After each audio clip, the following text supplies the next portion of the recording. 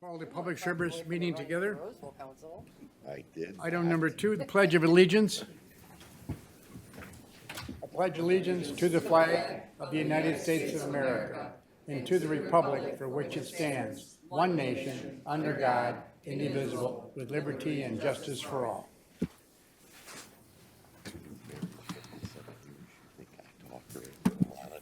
Item 3, the adoption of the agenda. Motion to adopt, please. Motion to adopt the agenda. Support Center. Motion by Grott, seconded by Zinner. Please vote.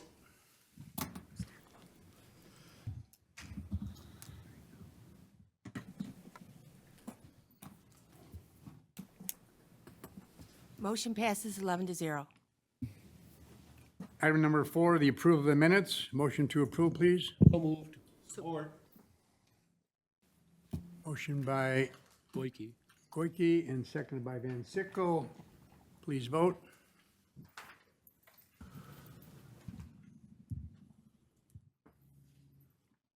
Motion passes 11-0. Item number 5, this is public participation. Anyone from the public wish to speak on anything that's on the agenda? Anyone from the public? Third call from the public. No response. We'll close public participation. We now go to item number 6, and we're going to welcome Brian up here for under A. You only have one item today. It is the only one I, Need a motion. We need a motion. Support. Motion by Howard, seconded by Hall. Yeah, that's me. good afternoon, Commissioners. So, item 6A, seeking contract approval for Dan's Excavating Incorporated for the 2026 Traffic Signal Modernization Project, Phase 1, which includes 2 intersections in Clinton Township, one at Moravian in Harrington, and the other, let's see here, at Harrington, Moravian Harrington, and Moravian Millar. This is the improvement of the intersection for safety purposes, going from a diagonal span to a box span, which is more functional and safer for intersections. That's what our modernizations currently are improving intersections to. This is 100% McDorr funds as part of our general fund dollars in the amount of $498,991.81. Entertain any questions you have. Any questions? Mr. Goike? Thank you, Mr. Chair. Thank you, Mr. Santo, for being here. How do you work it there? How many bids did you get? Like, you get one from Rawhorn and Metro as well as Dan's on that? Yes, this went out for bid. There were 4 bidders on the project, and Dan's Excavating was the low bid. What percentage were they cheaper by approximately? Just so, I don't know. It should be in your packet as far as the bid list. I didn't see it, I'm sorry.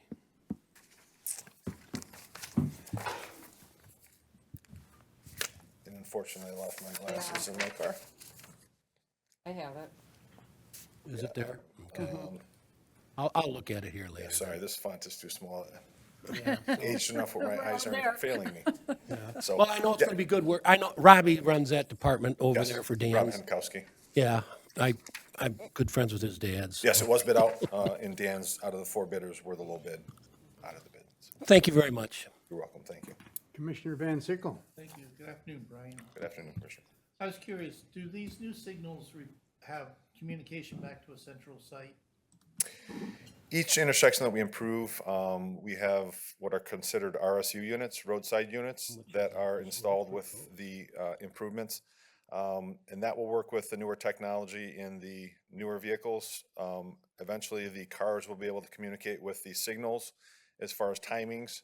If somebody's looking to run a red light, the signal will actually communicate with the vehicle, with the technology installed and operational, to let the person know, warn them that they're going to be approaching a red light at a certain speed, that they're going to run it. We have wrong way driving that can be determined through RSU units at intersections and vehicles. The units in vehicles can also, if it's installed into the integration network with construction projects, with lane drops and stuff like that, we can communicate with devices. Not every vehicle is equipped with that, and that is not 100% functional right now, but that's where that's looking to go towards. Okay, so the intersection electronics can communicate with certain vehicles. Do the intersection electronics talk back to your office? No, we don't have connection to the vehicles or connection to the intersection. Okay. We have connection to the intersection real time, so we monitor it with cameras. Oh, And then we can change timings remotely as far as the signal timings and stuff like that. Oh, okay. Say if there's an accident, we can retime signals around the area to direct traffic around the accident. Oh, okay. Or such. We can do that currently. As far as the vehicles communicating back and forth with the signals, obviously the OEMs are working on that with us. We are a test bed for those car manufacturers as far as developing that technology in their vehicles. So eventually it will be where these cars will communicate with the RSU units and will let people know when they're about to run a red light or going the wrong way or such. It's Okay. not in place now for all the vehicles, but they are working towards that as far as OEMs and our infrastructure. And the cars you're referring to are just average citizens' cars, not special, like, Yes, we've been working with some of the communities, whether it be emergency services, ambulances, and fire trucks, with onboard units that would be able to hold greens longer as they're coming up to an intersection.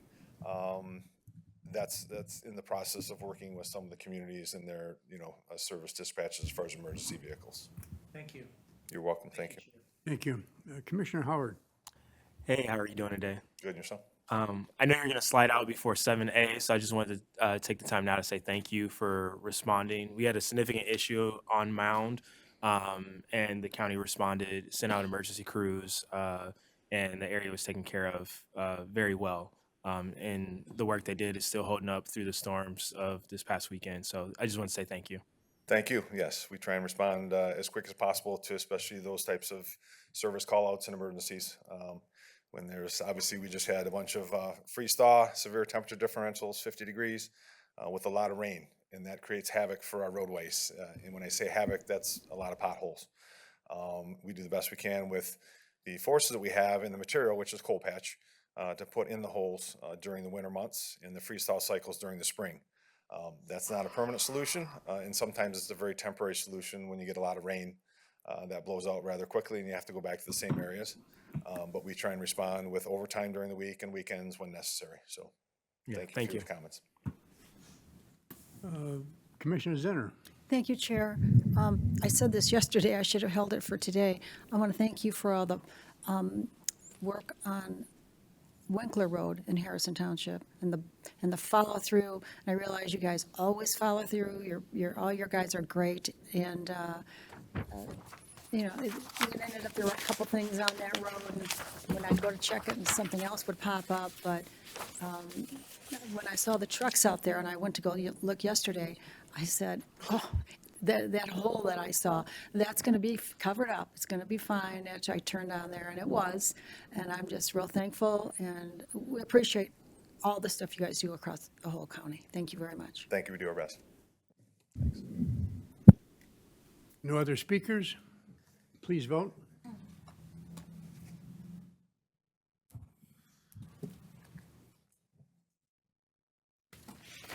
Motion passes 12-0. Thank you, Commissioner. Thank you.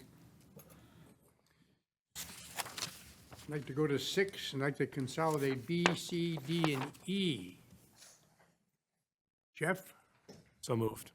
Support. Motion by Howard, seconded by Van Sickle. Good afternoon. Good afternoon. Commissioners. Good afternoon. Willing to answer any questions or introduce these items to you. We do have a contract that we're looking for authorization for. This is the 2026 contract with Advancing Macomb for a total of $100,000. I do have Phil Gilchrist here, the Director of Advancing Macomb, to answer any specific programming questions if you guys have them. That would be that's item 6B. We have item 6C, a budget amendment from the Michigan Department of Great Lakes and Energy, EGLE, for a Brownfield grant.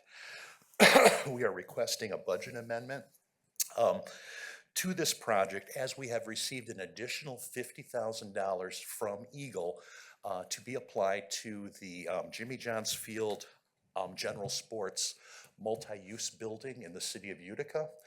These dollars are being provided to the county to do additional testing on the mitigation systems for vapor management and testing of the site to wrap this project up. So we're looking for an additional, that addition to our, that amendment to the budget for that project. And then the other item that we have here, budget item D, is another amendment. Michigan's, this is a FEMA grant that we've received for a total of $1 million for flood mitigation. This grant is going to be used to purchase properties within the North Branch. And then it's also tie-barred to item 6E, which is an interlocal funding agreement with Macomb Township. Under this grant from FEMA, we are the fiduciary here at Macomb County, and we will be passing through these dollars to Macomb Township for them to make purchases of these properties to ensure that they're not developed and put them into a recreational use along the north branch of the Clinton River. So, be willing to answer any questions or tap any staff or guests here to answer your questions on these. Any speakers? Yes, you have a bunch of speakers. Commissioner Goike first. Commissioner Goike. Thank you, Mr. Chair, again. And then this question would be for Mr. Gilchrist on that $100,000. Thank you, sir. Just for my knowledge now, are you, for all the nonprofits and stuff that you're working on forward, are you actually helping them on things like for nonprofit status so that they can legally, become a 501c3 or according to what they are that's your job then to help them in them kind of directions? In part, yes. We do not complete the paperwork for them or on their behalf, but we're happy to advise on what's necessary to complete that process successfully and walk alongside organizations as they do that.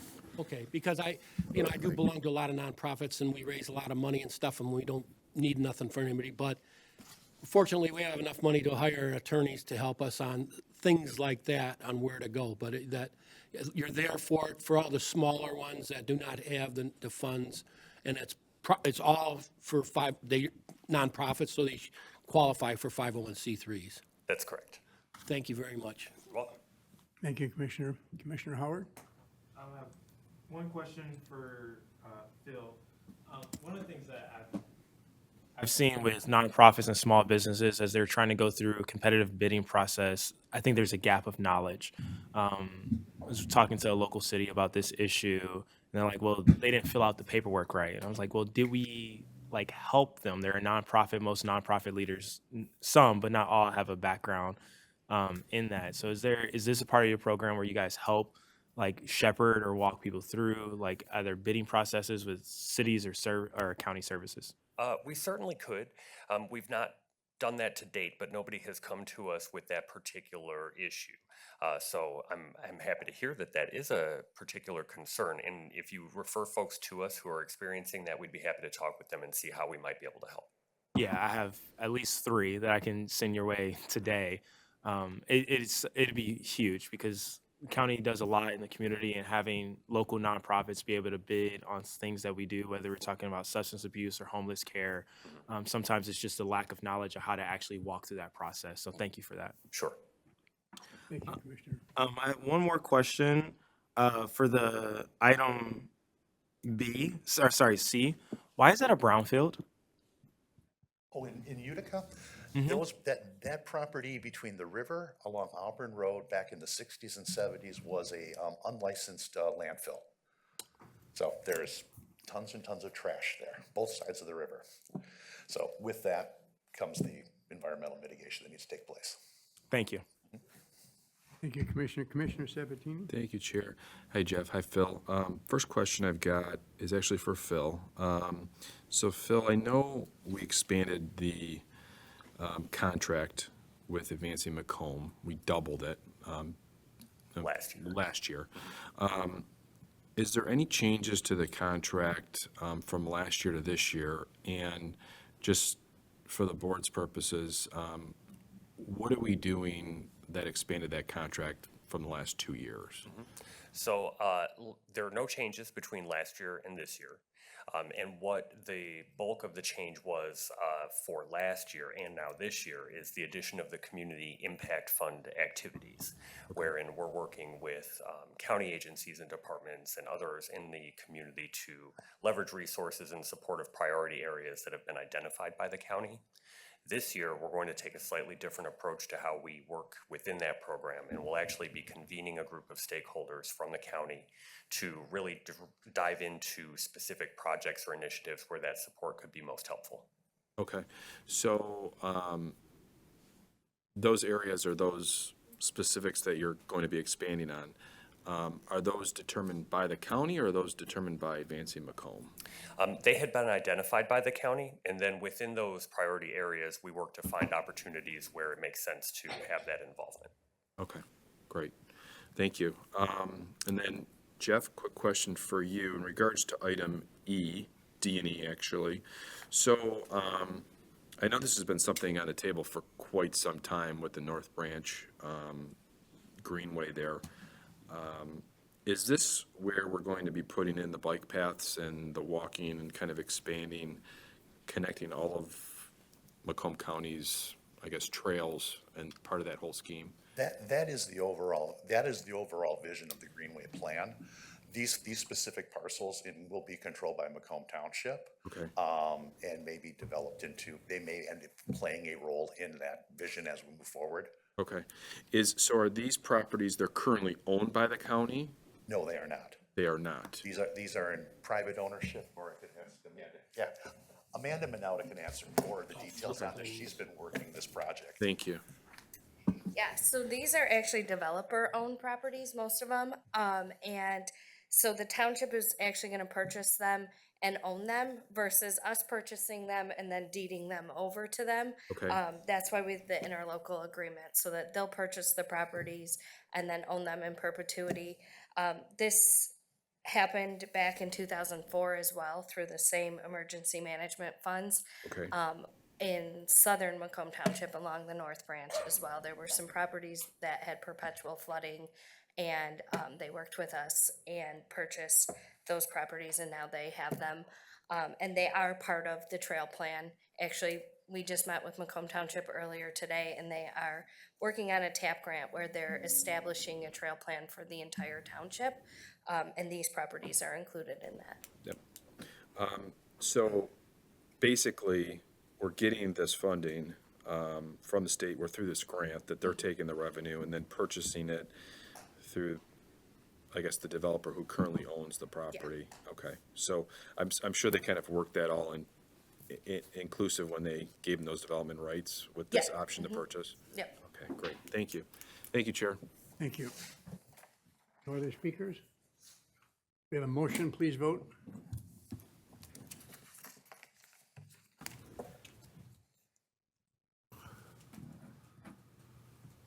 Motion passes 12-0.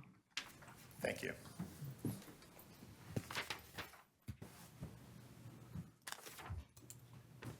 We will now turn the meeting over to Mr. Romano, and Mr. Romano is not present, but Commissioner Howard will take over. Yes. Can I make a motion to receive and file our correspondence, Mr. Chair, I'll support that. before you hand it over? Yes, you may. And I'll support that. Support that? Glad we did it. Are we voting on that? Please vote.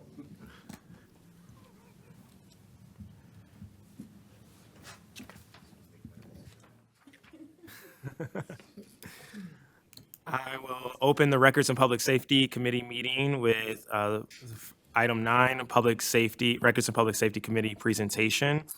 2025 Civil Service Commission Annual Report I need a motion to receive and file. So moved. Support. Motion by Commissioner Goike, support by Commissioner Lucido. Anyone here to speak on it? All right, please vote.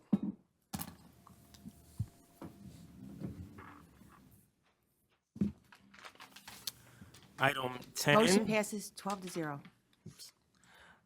Item 10 is a purchase of GovWorks Comms Coach AI platform for $41,000, and we have someone here to speak on it. I'll Recommend the full board. Support. motion by Commissioner Lucido and Commissioner Hall. Hey, how are you doing? Hi, good, how are you? All right, good afternoon. I'm here today to request a approval for the purchase of Comms Coach. It's an AI platform by the company GovWorks in the amount of $41,000 for a one-year term. Comms Coach is a comprehensive suite for 911 operations that includes quality assurance, training, and simulation platform designed to support us. It integrates directly with our existing call recording system, which is where it pulls data from, and it allows us to evaluate calls, transcribe audio, identify different trends, and provide structured feedback to our staff. Right now, our quality assurance process is largely manual. So it relies on our dispatch supervisors listening to a quantity of calls, tracking notes in different spreadsheets and other shared locations, and then trying to make sure that we maintain consistency across, all platoons, so 24 hours a day, right, and 60 individuals. So that approach is very time sensitive, and it doesn't give us the level of consistency, data, or training feedback that we need in such a high volume environment. So this platform will allow us to modernize that process, and it will help us to standardize how calls and radio traffic are evaluated, automatically transcribe that information and help us with searching call data, identify trends and gaps in training and performance across the organization and with individual telecommunicators. Again, help us provide that consistent feedback to the staff. And also it helps us build training scenarios that use real calls from our own environment. For our dispatchers, this means clearer expectations and better feedback, and hopefully stronger professional development and onboarding of new hires. And for our supervisors, it reduces the manual workload, and it improves consistency across all 4 platoons, like I had mentioned. That's a big one. Our supervisors have a lot of tasks and are spread very thin.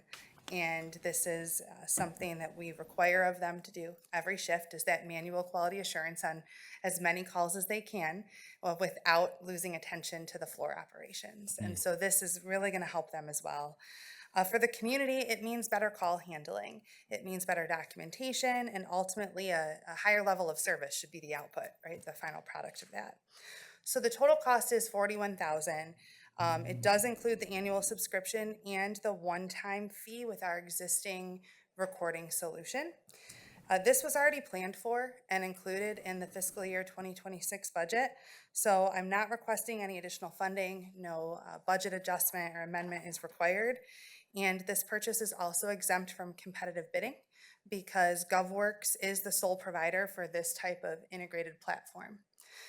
We did look at other options, but they either offered specific tools for quality assurance or specific training tools, and not both in one solution, or that could integrate with our existing call recording solution.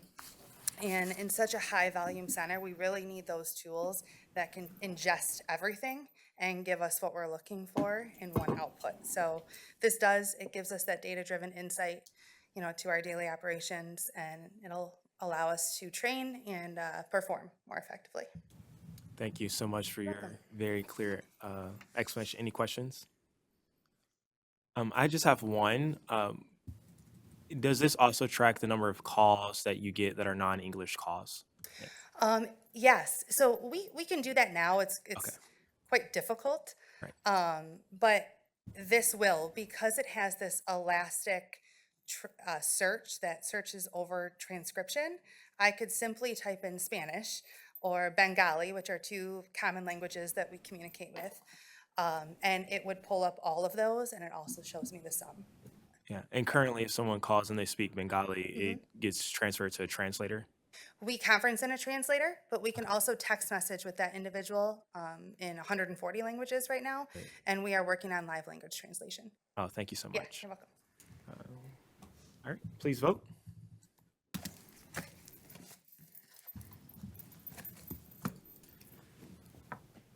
Motion passes 12-0. Great. Next item is a budget amendment to the Public Defender's Office MIDC grant for $350,000. I need a motion to send it to full board. So move. Support.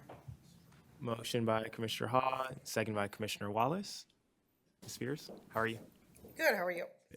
Good afternoon. This is our budget amendment. It reduces part of our budget by $350,000, and that brings us more in line with the grant that we received from the state. They did reduce the section of contracts for attorneys by $350,000, and that is what they will believe will be consistent with our spending. And I'm happy to answer any questions that anyone has. Chair Sabatini. Thank you, Chair. Hi, Aaron. How are you? Good, how are you? Good. So the grant got, you said, reduced by this Yes. amount? Yes. Okay, so are you doing a transfer within your own budget to meet the expectation, or are we just taking it off the grant? We are taking it off the budget. Our office is entirely grant funded, so this is pretty much the only money that we get. So Okay. we are just taking it off. We do have room in other sections of our budget if we do need to move things around. So we do have some room there. And there's also a state statute that requires if the county spends more on direct services than was actually given in the grant, that the state is required to reimburse that amount. So that is something that we will keep track of and watch as well. Okay, so right now, you're not moving forward with it, you're just adjusting your budget by that amount because you didn't get that revenue? Correct. Gotcha. Thank you. Thank you, Chair. Awesome. Any other questions? All right. No other questions, please vote.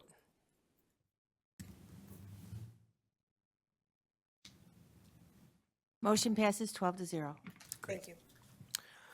Item C is Combat Data Inc., 2026 Teletown Hall Services for an agreement for $91,797.50. I need a motion to send to full board. So moved. Support. All right. How are you doing today? Good afternoon, Commissioners. Joe Biondo on behalf of Prosecutor Lucido. Just wanted to begin and thank the board for last year's approval of an identical contract for the same purpose to do 5 teletown halls. Thankfully, the vendor is supportive of what we're trying to do with these teletown halls, so they agreed to keep the cost the same as last year. Last year, we worked with the county purchasing department to go through a formal bid process. That bid sheet was included in the packet. We went with the lowest bidder. In the recommendation sheet, I structured and showed the different funding sources to pay the full amount of the contract, so the funding is available.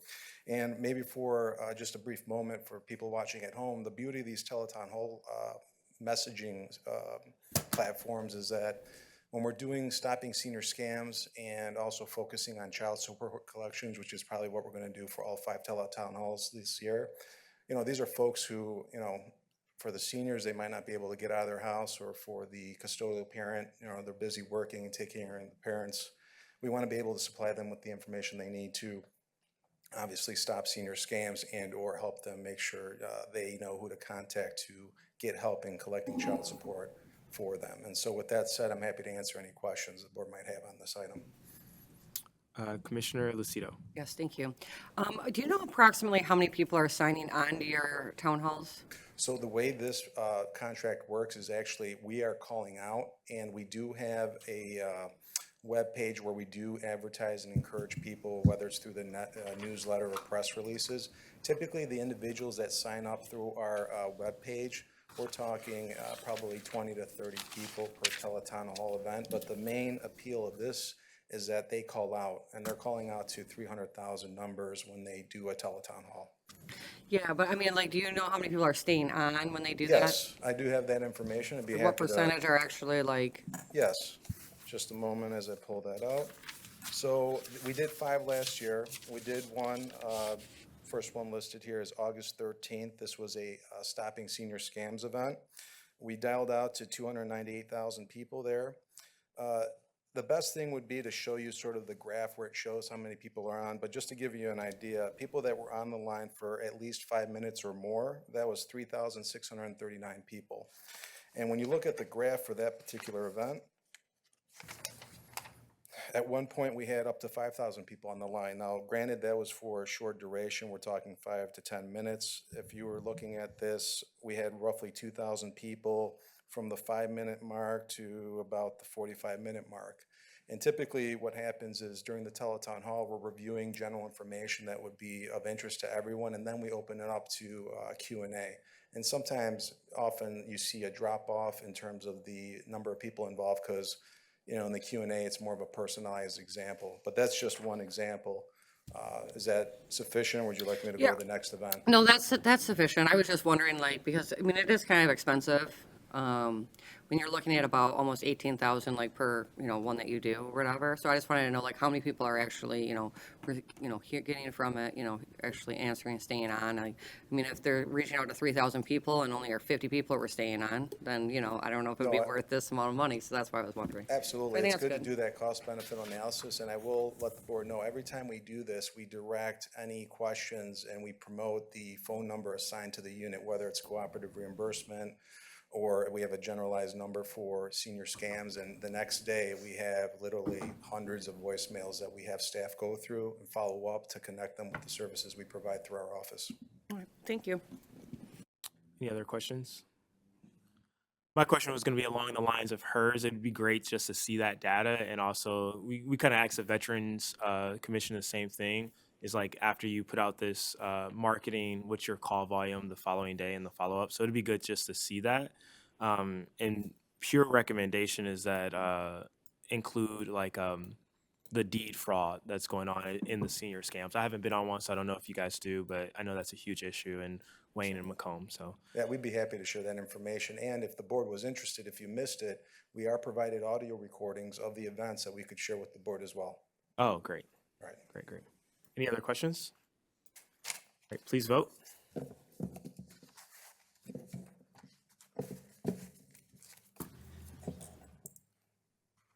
Motion passes 12-0. Thank you, Commissioners. Have a wonderful afternoon. All right, the next item is 10D. It is a budget amendment for the Community Corrections Opioid Settlement Fund to increase the position count to 2 FTEs for Macomb County Community Mental Health staff with a total of $295,097. Mr. Chair, can I make a motion to refer D and E to full board? Support. So, yeah, there you go. All right. Good afternoon. We are here today to look at the request for the increase for the 2026 opioid settlement fund budget to allow for an additional $295,097 for 2 full-time employees through CMH that would serve to provide an introduction to the screening process that's going to be taking place in the Central Intake and Assessment Center. So we've been meeting for the last couple of months with CMH, myself, and jail administration to look at what we have as not too far off, which is the opening of the building in 2027, and how we can start to prepare for what that's going to look like. So what we would like to do is get 2 full-time clinical staff from CMH to start that screening process and start taking a look at what kind of numbers we're really looking at when it comes to programming, diagnosis, what are we looking at in terms of mental health needs versus substance abuse needs, or both, so that we can have a better developed plan once we are opening the doors and looking at having that fully implemented in terms of the assessment and screening when they're first being booked into the building. So if you want to have any additional questions or anything that you wanted to share. She did an excellent job, so I would have said the same thing. I was just trying not to sneeze, to be honest, so the more I talk, the less I sneeze.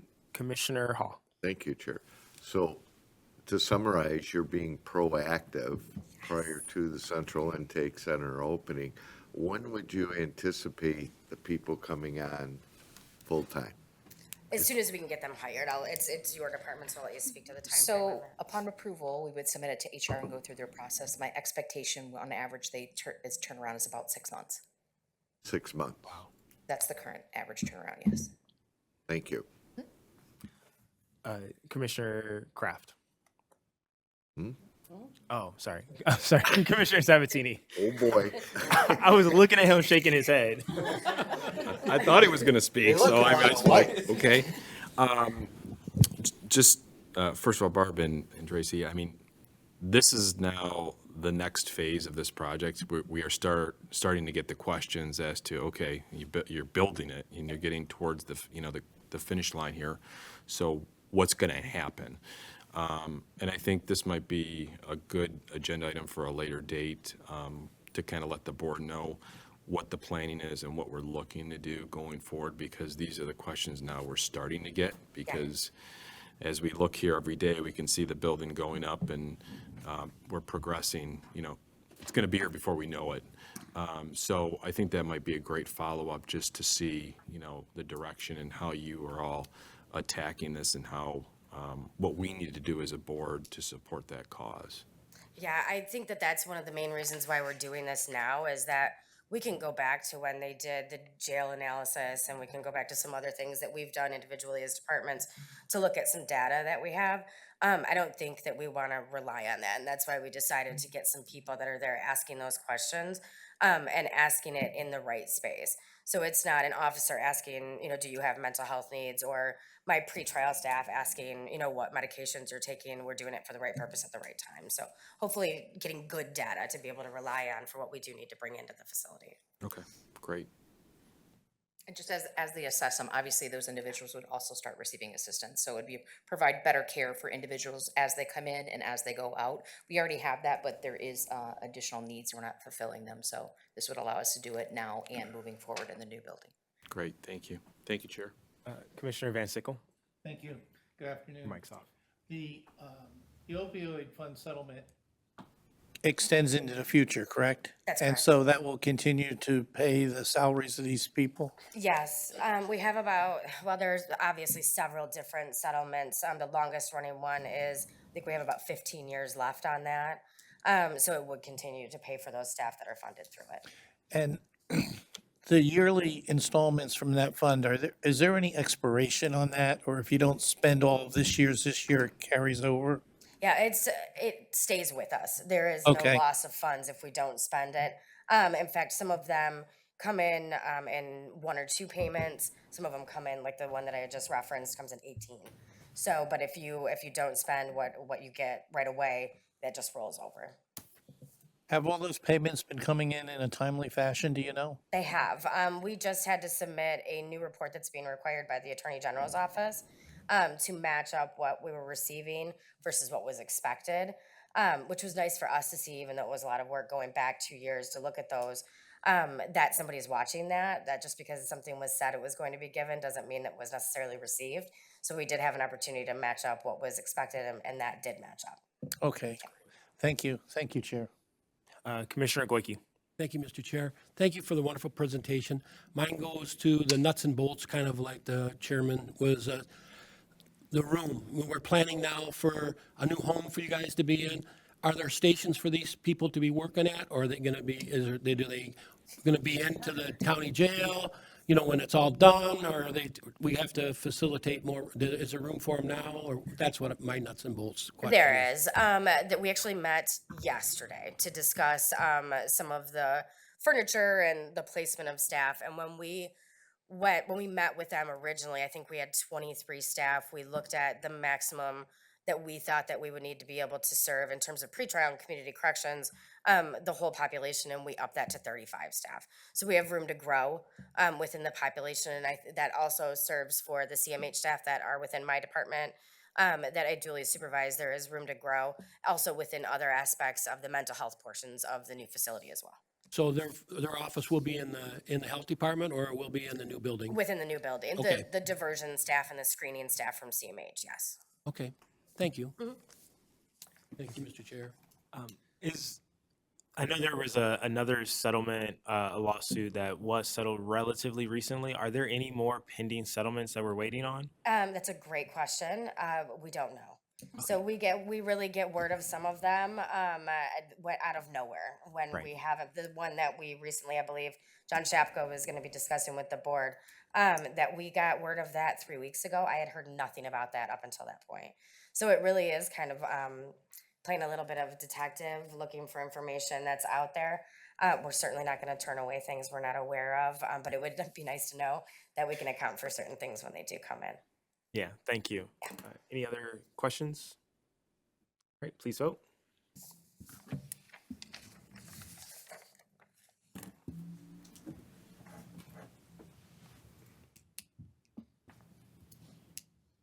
Commissioner Grout, the system didn't receive your vote. Show up on my screen. It did? Yes. Motion passes 12-0. Thank you so much. I know. Item 11 is public participation. This is an opportunity for public participation. Is for those who wish to speak for a maximum of 3 minutes on any issue. Is there anyone from the public that would like to speak? Going once, going twice, gone. Item 12 is commissioners' comments. Are there any commissioners that would like to speak? Oops. The only thing I would like to say is thank you to Commissioner Kraft. My daughter went up there, myself and my daughter went up there to visit him, and it was a great time. But more importantly, there was an important piece of legislation that passed around Kratom, and the state is taking a serious approach to Kratom, and the House, which Commissioner Kraft serves with some of those folks, sent it over to the Senate. So I believe the state is going to do a statewide ban on Kratom. So it's a really positive bipartisan legislation that's coming out. And here in Macomb County, I believe every single state rep minus one voted yes on this bill package. So just want to say thank you, Commissioner Kraft, for the work you do. My daughter loved it out there. Great. Well, I need a motion to adjourn. All right, motion made by Commissioner Lisa and Commissioner Lucido. Adjourned. Oh, please vote. Good job, Michael. Motion passes 12-0. Adjourned.